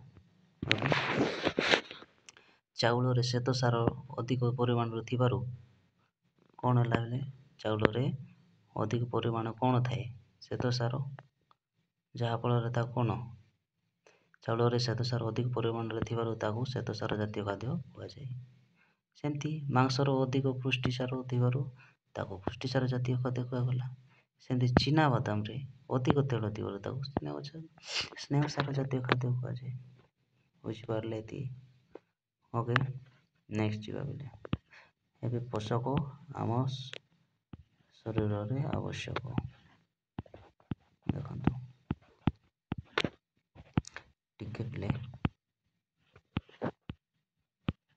ଓକେ ଦେଖନ୍ତୁ ଏବେ ଦେଖିବା ପୋଷକ ଆମ ଶରୀର ପାଇଁ ଆବଶ୍ୟକ କ'ଣ ପାଇଁ ଆବଶ୍ୟକ ଆମ ଶରୀର ପାଇଁ ଖାଦ୍ୟର ଆବଶ୍ୟକତା କ'ଣ ଖାଦ୍ୟର ଆବଶ୍ୟକତା ସମ୍ପର୍କରେ ଆମେ ଆଲୋଚନା କରିଛେ। ଖାଦ୍ୟରେ ଥିବା ବିଭିନ୍ନ ପୋଷକର କାର୍ଯ୍ୟରେ ନା ପ୍ରଭେଦ ଦେଖାଯାଏ ସେଗୁଡ଼ିକ ବିଭିନ୍ନ ଉତ୍ସରୁ ମିଳିଥାଏ। ପୋଷକ ଗୁଡ଼ିକ ଆମ ଶରୀରର ବହୁବିଧ ଆବଶ୍ୟକତା ପୂରଣ କରୁଥିବାରୁ ସେଗୁଡ଼ିକର ଅଭାବରେ ଅନେକ ରୋଗ ମଧ୍ୟ ଦେଖାଯାଇଥାଏ ହଁ ନା ହୋଇଥାଏ। ଦେଖନ୍ତୁ କ'ଣ ବୁଝୁଛନ୍ତି ବୋଲି ଏଠି ନା ଆମେ ଯେଉଁ ଖାଦ୍ୟ ଖାଉଛେ ହଁ ନା ନୁହଁ ଯେତେ ସବୁ ଯେଉଁ ଖାଦ୍ୟ ଖାଉଛେ ସେଠି ପୋଷକ ରହିଥାଏ ହଁ ନା ନୁହଁ। ସେଇ ପୋଷକର କାର୍ଯ୍ୟରେ ମଧ୍ୟ କ'ଣ ନା ପ୍ରଭେଦ ଦେଖାଯାଏ ମାନେ ଅଲଗା ଅଲଗା ଦେଖନ୍ତୁ କେମିତି ସେଗୁଡ଼ିକ ବିଭିନ୍ନ ଉତ୍ସରୁ ମିଳିଥାଏ ହଁ ନା ନୁହଁ ସେଗୁଡ଼ିକ ବିଭିନ୍ନ ଉତ୍ସରୁ ମିଳିଥାଏ। ତ ପୋଷକ ଗୁଡ଼ିକ କ'ଣ ହେଉଛି ଆମ ଶରୀରରେ ବହୁ ବିଧୀୟ ଆବଶ୍ୟକତା ପୂରଣ କରୁଥିବାରୁ ହଁ ନା ନୁହଁ ସେଗୁଡ଼ିକର ଅଭାବ ଦେଖାଯାଏ। ଅଭାବରେ ସେଗୁଡ଼ିକର ଯଦି ଅଭାବ ହେଇଗଲା ତାମାନେ ଆମକୁ କ'ଣ ଅନେକ ରୋଗ ହୋଇଥାଏ। ଏମିତି ଦେଖନ୍ତୁ ଶ୍ୱେତସାର ଠାରୁ ସ୍ନେହସାର ଅଧିକ ଶକ୍ତି ଯୋଗାଇଥାଏ। ଏଇଟା ସବୁବେଳେ ମନେ ରଖିଥାନ୍ତୁ ବୋଲି ଶ୍ୱେତସାର ଜାତୀୟ ଖାଦ୍ୟ ଠାରୁ ଆମର ସ୍ନେହସାର ଜାତୀୟ ଖାଦ୍ୟଟା ଅଧିକ ଶକ୍ତି ଯୋଗାଇଥାଏ। ସ୍ନେହସାରଟା କ'ଣ ତେଳିଆ ଜିନିଷ ହଁ ନା ନୁହଁ ତେଲିଆ ଜିନିଷ ବହୁତ ଦେଖନ୍ତୁ କିନ୍ତୁ ସ୍ନେହସାର ଜାତୀୟ ଖାଦ୍ୟକୁ ହଜମ କରିବାରେ ସହଜ ହୁଏ ନାହିଁ। ଆମକୁ ଶକ୍ତି ସିନା ଅଧିକ ମିଳୁଛି ସ୍ନେହ ସାରର, ହଁ ନା ନୁହଁ? ତ ମାନେ ସ୍ନେହ ସାରକୁ ଆମେ ହଜମ କରିବାର ସହଜ ହୁଏ ନାହିଁ, ହଜମ କରିପାରିବା ନାହିଁ ସହଜରେ ଆମେ, ବୁଝିପାରିଲେ? ଦେଖନ୍ତୁ ନେକ୍ସଟ ଦେଖିବା ପିଲେ, ଏଠି ଦେଖନ୍ତୁ ଶ୍ଵେତସାର, ସ୍ନେହ ସାର ଓ ପୁଷ୍ଟିସାର ଅଭାବରେ ଅପପୁଷ୍ଟିଜନିତ ରୋଗ ସବୁ ହୋଇଥାଏ।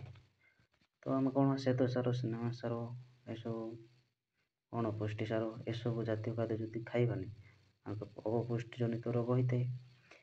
ରୋଗର କାରଣ ଓ ଲକ୍ଷଣକୁ ନେଇ ରୋଗର ନାମକରଣ କରାଯାଇଥାଏ। ଏ ଯେଉଁ ରୋଗର କାରଣ କ'ଣ ପାଇଁ ହୋଇଥାଏ ଏବଂ ତାର ଲକ୍ଷଣ କେମିତି ରହିଥାଏ, ସେ ସବୁକୁ ନେଇକିନା କ'ଣ ରୋଗର ନାମକରଣ ଗୁଡ଼ିକ ହୋଇଥାଏ। ଯଥା ଶ୍ଵେତସାର ଅଭାବରେ ମାରାସ୍ମସ୍ ରୋଗ ହୋଇଥାଏ, ସେମିତି ପୁଷ୍ଟିସାର ଅଭାବରେ କ୍ୱାସିୟକର ରୋଗ ହୋଇଥାଏ। ସେମିତି ମାରାସ୍ମସ୍ର ଲକ୍ଷଣ ଗୁଡ଼ିକ କ'ଣ ଥିଲେ ଦେଖନ୍ତୁ, ଏଇଟା ବହୁତ ଇମ୍ପୋର୍ଟାଣ୍ଟ ଥିଲେ ନା, ଶ୍ଵେତସାର ଅଭାବରେ କେଉଁ ରୋଗ ହୋଇଥାଏ ନା ମାରାସ୍ମସ୍। କେଉଁ ରୋଗ? ଶ୍ଵେତସାର ଅଭାବରେ ମାରାସ୍ମସ୍ ରୋଗ ହୋଇଥାଏ। ସେମିତି ପୁଷ୍ଟିସାର ଅଭାବରେ କେଉଁ ରୋଗ ହୋଇଥାଏ ନା କ୍ୱାସିୟକର। ପୁଷ୍ଟିସାର ଅଭାବରେ କ୍ୱାସିୟକର। ଏବେ ଦେଖିବା ସେ ମାରାସ୍ମସ୍ ମାନେ ଶ୍ଵେତସାର ଅଭାବରେ କ'ଣ ମାରାସ୍ମସ୍ ରୋଗ ତ ହେଲା, ମାନେ ହବ ଆମେ ଜାଣିଛେ, ଓକେ।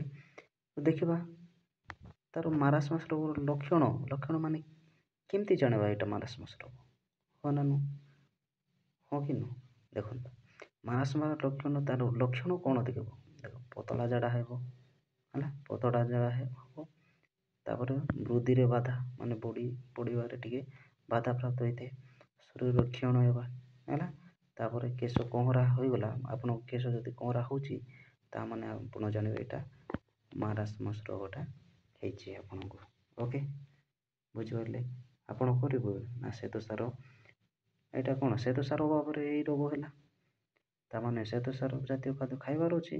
ଏସବୁରୁ ଯଦି ଆମେ କ'ଣ ଦୂରରେ ରହିବା, ମାନେ କ'ଣ ବୁଝିପାରିଲେ?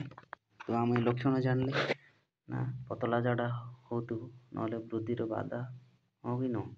ତାପରେ ଶରୀର କ୍ଷୀଣ ହେଉଥିବ, ଆଉ କେଶ କହରା ଯଦି ଦେଖାଗଲା ନା, ତାହେଲେ ତାକୁ କ'ଣ କରୁନା ମାରାସ୍ମସ୍ ରୋଗର ହେଇଛି ବୋଲି ଆମେ ଜାଣିପାରିବା। ସେହିପରି ଆମେ କ୍ୱାସିୟକର ରୋଗ, ଧରାଯାଉ କ୍ୱାସିୟକର, ଓକେ। କ୍ୱାସିୟକର ଭୋଗୁଥିବା ରୋଗୀର କ'ଣ ତାର ଲକ୍ଷଣ କେମିତି ଦେଖାଯାଏ ନା ଗୋଡ଼, ହାତ, ମୁହଁ ସବୁ ଫୁଲିଯାଏ। ଓକେ, କ'ଣ ବୁଝୁଛନ୍ତି ବୋଲି ଏଠି? ଧରାଯାଉ ଜଣକୁ କ୍ୱାସିୟକର ରୋଗ ହେଇଛି ବୋଲି ଆମେ କେମିତି ଚିହ୍ନିବା? ତାର ଗୋଡ଼, ହାତ, ମୁହଁ ସବୁ ଫୁଲି ଯାଇଛି, ତା ମାନେ ଆପଣ ଜାଣିବେ। ଏବଂ ମୁଣ୍ଡରୁ କେଶ ଉପୁଡ଼ି ଯାଇଥିଲେ, ମୋର କଥା ବୁଝୁଛନ୍ତି ନା ନାହିଁ? ଯେ ମୁଣ୍ଡରୁ ମଧ୍ୟ କେଶ ଉପୁଡ଼ୁଥାଏ, ଓକେ। ଏସବୁ ଯଦି ଲକ୍ଷଣ ଦେଖାଗଲା ମାନେ କାହାକୁ ବି, ତାମାନେ ଆପଣ ଜାଣିପାରିବେ ଏଇଟା କି ରୋଗ ହେଇଛି, କ୍ୱାସିୟକର, ଓକେ। ମାନେ ସ୍ନେହ ସାର ଜାତୀୟ ଖାଦ୍ୟ ଖାଇବାର ଅଛି, ହଁ ନା ନୁହଁ? ଏସବୁ ଖାଇଲେ କ'ଣ ଗୋଡ଼, ହାତ, ମୁହଁ ପୋଡ଼ିବା ଏସବୁ କ'ଣ ହେଇନଥାଏ, ଓକେ। ଦେଖନ୍ତୁ ସାଧାରଣ ଶିଶୁମାନଙ୍କ ଠାରେ ଏଇ ପ୍ରକାର ରୋଗ ଥିଲେ, ଆମର ଯେଉଁ ଛୋଟ ଛୋଟ ପିଲାମାନଙ୍କୁ ଅଛନ୍ତି ନା, ସେଇ ପିଲାମାନଙ୍କୁ ବହୁତ ଏସବୁ ଦେଖାଯାଇଥାନ୍ତି, ଓକେ। ଏସବୁ ରୋଗ ବହୁତ ଦେଖାଯାଏ, ଓକେ। ଦେଖନ୍ତୁ ବୋଲି ଏଠି ଦେଇଛି ଗୋଟେ ସାଧାରଣ ପୋଷକ ଗୁଡ଼ିକର ଉତ୍ସ ଓ କାର୍ଯ୍ୟ, ମାନେ ପୋଷକ ଗୁଡ଼ିକ କେଉଁଠାରୁ କେଉଁଟା, ଓକେ, ସେଗୁଡ଼ିକର ଉତ୍ସ କେଉଁଟା ଆଉ କାର୍ଯ୍ୟ କ'ଣ କ'ଣ, ଶ୍ଵେତସାର କାର୍ଯ୍ୟ କ'ଣ କରିଥାଏ, ଖାଇଲେ ଶ୍ଵେତସାର ଖାଦ୍ୟ ଖାଇଲେ କ'ଣ ହୋଇଥାଏ, ସେ ବିଷୟରେ ଦିଆହେଇଛି। ଏଠି ପୋଷକ ଦିଆହେଇଛି, ଏଠି ତାର ଉତ୍ସ, ତାର କାମ କ'ଣ। ଦେଖନ୍ତୁ ଫାଷ୍ଟ ହେଲା ଶ୍ଵେତସାର। ଶ୍ଵେତସାରରେ କେଉଁ ଗୋଟା ହେଲା ବୋଲେ ଚାଉଳ ଆଇବ, ଚିନି, ଗୁଡ଼, ଆଳୁ, ମାଣ୍ଡିଆ, ମକା, ସାରୁ, ବାଜରା, ଅଟା, କନ୍ଦମୂଳ ଇତ୍ୟାଦି। ଏସବୁ କ'ଣ ଶ୍ଵେତସାର ଜାତୀୟ ଖାଦ୍ୟରୁ, ଓକେ। କିନ୍ତୁ ଏସବୁ ଖାଇବା ଦ୍ୱାରା, ଓକେ, ଏସବୁ ଖାଇଲେ ଆମକୁ କ'ଣ କାର୍ଯ୍ୟରେ ଲାଗିଥାଏ ଆମ ଶରୀର ପାଇଁ? ଦେଖନ୍ତୁ ଶରୀରକୁ କାର୍ଯ୍ୟ କରିବା ପାଇଁ ଶକ୍ତି ଯୋଗାଇଥିଲେ, କ'ଣ ଶକ୍ତି ଯୋଗାଇଥାଏ। ହେଉଛି କାମ କରୁଛି ନା କାମଟା ଯେକୌଣସି ପଢ଼ିବା ଖାଇବା ବୁଲିବା ଖେଳିବା ଯାହା ସବୁ କାମ କରୁଛେ କଥାବାର୍ତ୍ତା ହେବାରେ ଏସବୁ ଯାହା ସବୁ କ'ଣ ଶକ୍ତି ଖର୍ଚ୍ଚ ହେଉଛି ତ ଏସବୁ ଯେଉଁ ଶକ୍ତି ମିଳୁଛି କୁଆଡ଼ୁ ଏଇ ଶ୍ୱେତସାର ଜାତୀୟ ଖାଦ୍ୟ ଖାଇବା ଦ୍ୱାରା ହଁ ନା ନୁହଁ ତ ଶରୀରକୁ କାର୍ଯ୍ୟ କରିବା ପାଇଁ ଶକ୍ତି ଯୋଗାଏ ଓକେ କେଉଁଟା ଶ୍ୱେତସାର ଜାତୀୟ ଖାଦ୍ୟ ସେମ୍ ବଳକା ଶ୍ୱେତସାର ଶରୀରର ଚର୍ବି ଆକାର ରହେ ଆପଣ ଦେଖନ୍ତୁ ତ ଯେଉଁ ଚର୍ବି ଆକାର ରହେ ନା ଏଇଟା କ'ଣ ନା ଶକ୍ତି ହିଁ ରହିଥାଏ ଦେଖନ୍ତୁ କେତେ ଜଣ ଅଛନ୍ତି ଯାହାର କ'ଣ ପେଟ ଧୀରେ ଧୀରେ ବଢ଼ି ଚାଲିଥାଏ ହଁ ନା ନୁହଁ ତ କ'ଣ ନା ଆପଣ ଯଦି ମାନେ ଶ୍ୱେତସାର ଜାତୀୟ ଖାଦ୍ୟ ଖାଇବେ ଆପଣ ଯଦି ଖର୍ଚ୍ଚ କରିବେ ନାହିଁ ମାନେ କ'ଣ ମାନେ ଖାଇବା ଦ୍ୱାରା କ'ଣ ଶରୀରକୁ ଶକ୍ତି ମିଳୁଛି ଆପଣ ଯଦି ଖାଇବେ ନାହିଁ ନ ଖାଇବା ଦ୍ୱାରା କ'ଣ ଶକ୍ତିର କୌଣସି କାମରେ ଖର୍ଚ୍ଚ ହେଉଛି କି ନାହିଁ ତ ଯାହା ଯେତିକି ଯେତିକି ଶକ୍ତି ମିଳୁଛି ସେଇ ଭିତରୁ ଅଧା ଧରାଯାଉ ଅଧା ଆପଣଙ୍କର ଖର୍ଚ୍ଚ ହେଇଗଲା ଚାଲିବାରେ କଥାବାର୍ତ୍ତା ହେବାରେ ବାକି ସବୁ ଏନର୍ଜି ଯିବ କୁଆଡ଼େ ସେଇ ଯେଉଁ ଏନର୍ଜି ଆପଣଙ୍କ ଯେଉଁ ମାନେ ପେଟ ତଳେ ଯାହା ତାକୁ ଚର୍ବି ଆକାରରେ ରହିଯାଏ ଓକେ ତାପରେ ପେଟ ଏମିତି ଧୀରେ ବଢ଼ିବା ପାଇଁ ଆରମ୍ଭ କରେ ସେଇ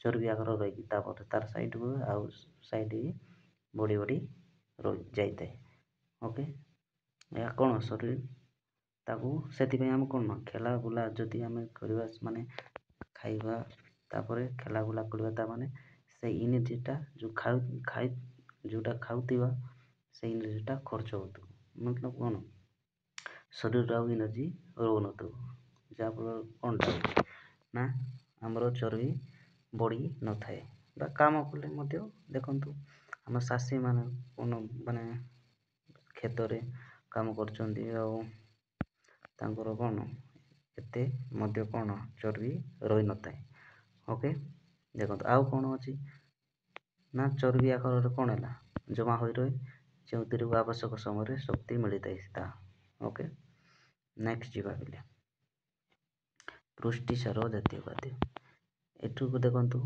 ମାଛ ମାଂସ ଅଣ୍ଡା ଛତୁ ସୋୟାବିନ୍ ଡାଲି ଏସବୁ ମାନେ ପୁଷ୍ଟିସାର ଜାତୀୟ ଖାଦ୍ୟ ଓକେ ପୁଷ୍ଟିସାର ଜାତୀୟ ଖାଦ୍ୟ ଦେଖିଲ ତ ପିଲାମାନଙ୍କର କ'ଣ ପିଲାମାନଙ୍କ ଶରୀର ବୃଦ୍ଧିରେ ଏହା ସାହାଯ୍ୟ କରିଥାଏ ଓକେ କ'ଣ ପିଲାମାନଙ୍କର ଶରୀର ବୃଦ୍ଧିରେ ଏଇଟା ସାହାଯ୍ୟ କରିଥାଏ ପିଲାମାନଙ୍କୁ ବଢ଼ିବାରେ ତାପରେ ନଷ୍ଟ ହୋଇଥିବା କୋଷ ବଦଳରେ ନୂତନ କୋଷ ମଧ୍ୟ ଆପଣଙ୍କୁ ଯଦି ଧରାଯାଉ କେଉଁଠି କଟିଯାଇଛି ଶରୀରରେ ସେଇ କୋଷ ବଦଳରେ ନୂଆ କୋଷ ସୃଷ୍ଟି କରିବା ପାଇଁ ମଧ୍ୟ ଏହା ମାନେ ପୁଷ୍ଟିସାର ଜାତୀୟ ଖାଦ୍ୟ କ'ଣ ଆବଶ୍ୟକ ହୋଇଥାଏ ହଁ ନା ନୁହଁ ସେଇଟା ଖାଇଲେ କ'ଣ ନୂତନ କୋଷ ସୃଷ୍ଟି କରିଥାଏ ସେମ୍ ସେଠି ସ୍ନେହସାର ଜାତୀୟ ଖାଦ୍ୟ ତେଲ ଘିଅ ହଁ ନା ନୁହଁ ଲହୁଣୀ ତାପରେ ମାଛ କ୍ଷୀର ମାଂସ ଅଣ୍ଡା ଓକେ ଦେଖନ୍ତୁ ମାଛ ଏଇଠି ଦେଖନ୍ତୁ ମାଛ ମାଂସ ଅଣ୍ଡା ଏଠି ମାଛ ମାଂସ ଅଣ୍ଡା ଅଛି ତାମାନେ ପୁଷ୍ଟିସାର ଖାଦ୍ୟ ମିଳିଥାଏ ସ୍ନେହସାର ବି ମିଳିଥାଏ ଓକେ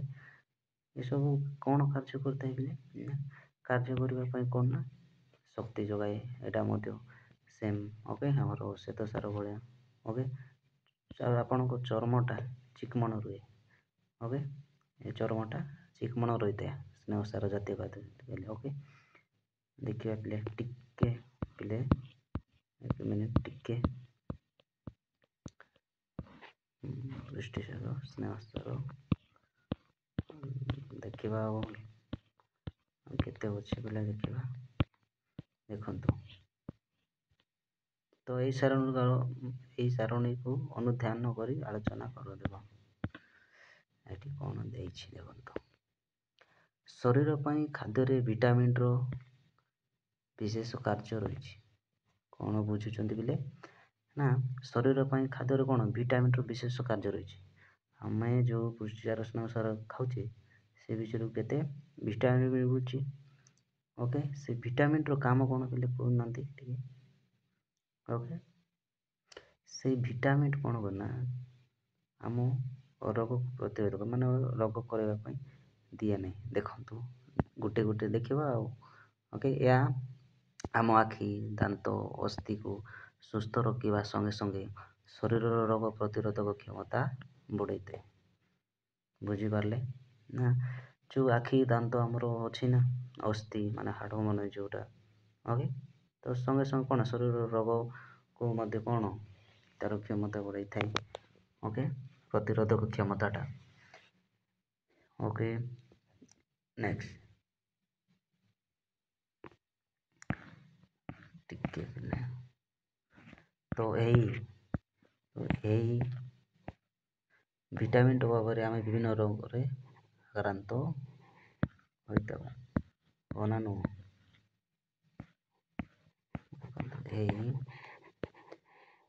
ଏହି ଭିଟାମିନ୍ ଅଭାବରେ ବିଭିନ୍ନ ପ୍ରକାର ରୋଗରେ ଆକ୍ରାନ୍ତ ହୋଇଥାଉ। ଦେଖନ୍ତୁ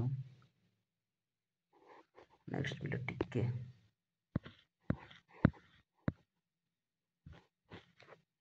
କ'ଣ ଅଛି ଏଠି? କ୍ଷମତା ବଢ଼ାଇଥାଏ। ଓକେ, ଦେଖନ୍ତୁ କେତେ ପ୍ରକାର ଆମର କ'ଣ ଭିଟାମିନ୍ ଅଛି ସେ ବିଷୟରେ ଦେଖିବା। ଆଉ ଟିକେ ଅଛି ପରି ଲାଗୁଛି, ସାରିଦେବା। ଓକେ, ଦେଖନ୍ତୁ ଭିଟାମିନ୍, ଏଇ ଭିଟାମିନ୍ ଅଭାବରେ କ'ଣ ହେଉଛି ନା ଓକେ ଆମେ ନେଇକି ବିଭିନ୍ନ ରୋଗରେ ଆକ୍ରାନ୍ତ ଆଉ। ଦେଖନ୍ତୁ ସାରଣୀରେ ଦିଆଯାଇଛି କେତେକ ଭିଟାମିନ୍ର କାର୍ଯ୍ୟ ଦିଆଯାଇଛି ଓ ଏହା କେଉଁ ପ୍ରକାର ଖାଦ୍ୟରେ ମିଳିଥାଏ ଦିଆଯାଇଛି ଆଲୋଚନା କରିବା। ଦେଖନ୍ତୁ ପିଲା,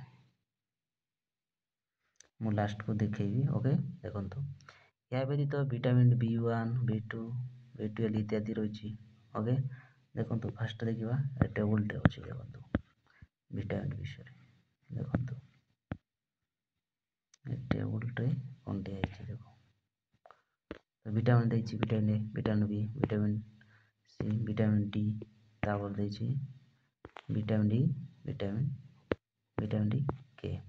ଓକେ, ଦେଖନ୍ତୁ ଗୋଟେ ଗୋଟେ ଦେଖିବା। ଫାଷ୍ଟ ହେଲା ଭିଟାମିନ୍ A।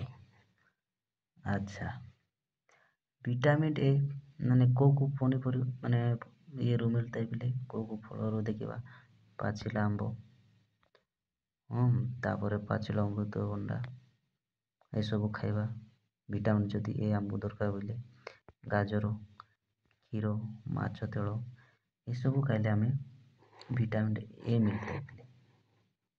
ଓକେ, ଏଠି ଦେଖନ୍ତୁ ଏଠି କ'ଣ ଦେଇଛି? ଏହା ଅଭାବରେ କେଉଁ ରୋଗ ହୁଏ ଓ ତା'ର ଲକ୍ଷଣ କ'ଣ? ଦେଖନ୍ତୁ ତ ଆମକୁ ଯଦି ପାଚିଲା ଅମୃତଭଣ୍ଡା ମାନେ ଭିଟାମିନ୍ ଏଟା ଅଭାବ ହେଇଗଲା, କମ୍ ପରିମାଣରେ ଆମେ ଖାଇଲେ କିମ୍ବା ଆମକୁ ଅଭାବ ଦେଖାଗଲା, ତ ଆମକୁ ଶରୀରରେ କ'ଣ ହୋଇଥାଏ? ଓକେ, ଦେଖନ୍ତୁ ଆମକୁ ଯଦି ଏସବୁ ଭିଟାମିନ୍ ଏ ଅଭାବ ହେଇଗଲା ନା, ତାମାନେ ଅଧାରକଣା ରୋଗ ହେବ। ଓକେ, ବେଳେ ବେଳେ ଦୃଷ୍ଟି ଶକ୍ତି ସମ୍ପୂର୍ଣ୍ଣ ଲୋପ ପାଇଯାଏ। ବେଳେ ବେଳେ କ'ଣ ନା ଆପଣ ଜମା ବି ଦେଖିପାରିବେ ନାହିଁ। ଓକେ, ସମ୍ପୂର୍ଣ୍ଣ ଭାବରେ ଦେଖିପାରିବେନି। ଓକେ, ଚର୍ମ ଯଦି ଶୁଖିଲା ଶୁଖିଲା ରହିଥାଏ। ଓକେ, କାଠ ବ୍ରଣ ବାହାରେ ଆପଣଙ୍କ ମୁହଁରେ ବ୍ରଣ ବାହାରିଥାଏ, ଆପଣ ଜାଣିବେ ଭିଟାମିନ୍ ଏ ର ଅଭାବ। ଓକେ, ବୁଝିପାରିଲେ? ଦେଖନ୍ତୁ ଏବେ ଯିବା ପିଲା ଭିଟାମିନ୍ ଭି। ଓକେ, ଭିଟାମିନ୍ ଭି ତ ଅକାଣ୍ଡିଆ ବା ଢିଙ୍କି କୁଟା ଚାଉଳ ଯେଉଁଟା, ଆପଣ ଢିଙ୍କି କୁଟା ଚାଉଳ ଖାଇଛନ୍ତି ନା ନାହିଁ? ଓକେ, ଆପଣ ତ ସବୁ ମିଲରେ କରିକି ଖାଉଛନ୍ତି ନାଇଁ କି? କଲମ ଚାଉଳଟା ଖାଉଛନ୍ତି। ଆଉ ଦେଖନ୍ତୁ ଚୋକଡ଼ ମିଶା ଅଟା, ବାସି ତୋରାଣୀ, କାଞ୍ଜି, ଶାଗ ମାନେ ଛେଳି ଗୋଳଜା, କ୍ଷୀର ଏସବୁ ଯଦି ଆମେ ଖାଇବା କ'ଣ ମିଳିଥାଏ ନା ଭିଟାମିନ୍ ବି ମିଳିଥାଏ। ଓକେ, ଏବେ ଦେଖିବା ଧରା ଯେଉଁ ଭିଟାମିନ୍ର ବିର ଅଭାବ ହେଇଗଲା ଆପଣଙ୍କୁ, ତ ଆପଣଙ୍କୁ ମାନେ ଆପଣ ସେଇ ଭିଟାମିନ୍ ବି ଅଭାବରେ କେଉଁ ରୋଗ ହେବ ଆପଣଙ୍କୁ ନା ବେରି ବେରି ରୋଗ। କ'ଣ? ବେରି ବେରି ରୋଗ। କେମିତି ଜାଣିବେ ମାନେ ବେରି ବେରି ରୋଗ ହେଇଛି ବୋଲି? ସେମିତି ପାଟିରେ କଳା ଘା ହେବ, ତୁଣ୍ଡ ଘା ହେବ, ଗୋଡ଼ ହାତ ଫୁଲିଯିବା, ଝିମ୍ ଝିମ୍ ଲାଗିବା, ହଁ ତଳିପାଦରେ ଛୁଞ୍ଚି ପରି ଲାଗିବା, ଏସବୁ ଯଦି ଲାଗୁଛି ନା ଆପଣଙ୍କ ଶରୀରରେ, ତାମାନେ ଜାଣିବେ ଏଇଟା ଭିଟାମିନ୍ ବି ର ହେଇଛି ବୋଲି ଜାଣିପାରିବେ। ଓକେ, ସେମ୍ ପିଲାମାନେ ଦେଖନ୍ତୁ ଆଉ ଗୋଟେ ଦେଇଛି ଭିଟାମିନ୍ ସି।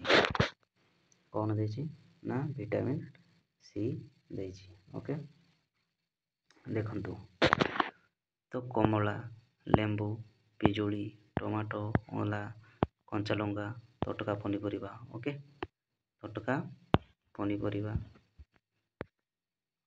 ଏସବୁ ଦେଇଛି। ତ ଏସବୁ ଯଦି ଆମମାନଙ୍କୁ କ'ଣ ନା ଅଭାବ ଦେବା ବୋଲେ, ଏସବୁ ଯଦି ଖାଇବାନି ତାହେଲେ ଭିଟାମିନ୍ ସି ଅଭାବ ହବ, ମାନେ ନୁହଁ। ଭିଟାମିନ୍ ସିର ଅଭାବ ଦେଖାଯାଏ।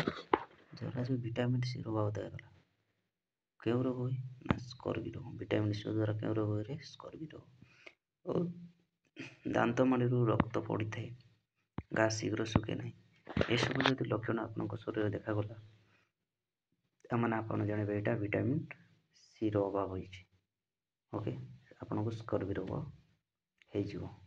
ଓକେ, ସେମ୍ ଆଉ ଗୋଟେ ଦେଖିବା ଭିଟାମିନ୍ ଡି। କ'ଣ ନା ଭିଟାମିନ୍ ଡି।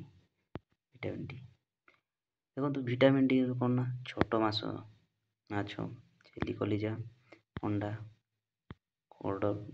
କଡ଼ ମାଛର ଯେଉଁ ତେଳ, କ୍ଷୀର, ସୂର୍ଯ୍ୟକିରଣ, ଯେଉଁ ସୂର୍ଯ୍ୟକିରଣରୁ ସିଧା ଭାବରେ ଆମେ କ'ଣ ନା ଭିଟାମିନ୍ ଡି ମିଳିଥାଏ ସୂର୍ଯ୍ୟକିରଣରୁ। ଓକେ, ତାପରେ ଆମ ଚର୍ମ ଉପରେ ସକାଳ ସୂର୍ଯ୍ୟକିରଣ ପଡ଼ିଲେ ଭିଟାମିନ୍ ଡି ତିଆରି ହୁଏ।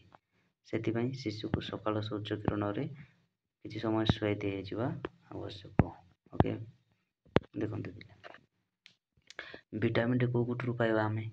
ନା ଛୋଟ ମାଛରୁ ପାଇବା, ଛେଳି କଲିଜାରୁ ପାଇବା ଆମେ, ଅଣ୍ଡାରୁ, କଡ଼ ମାଛର ତେଳ ଯେଉଁଟା, କ୍ଷୀର, ସୂର୍ଯ୍ୟକିରଣ, ଏସବୁରୁ ଆମେ କ'ଣ ନା ଭିଟାମିନ୍ ଡି ପାଇବା।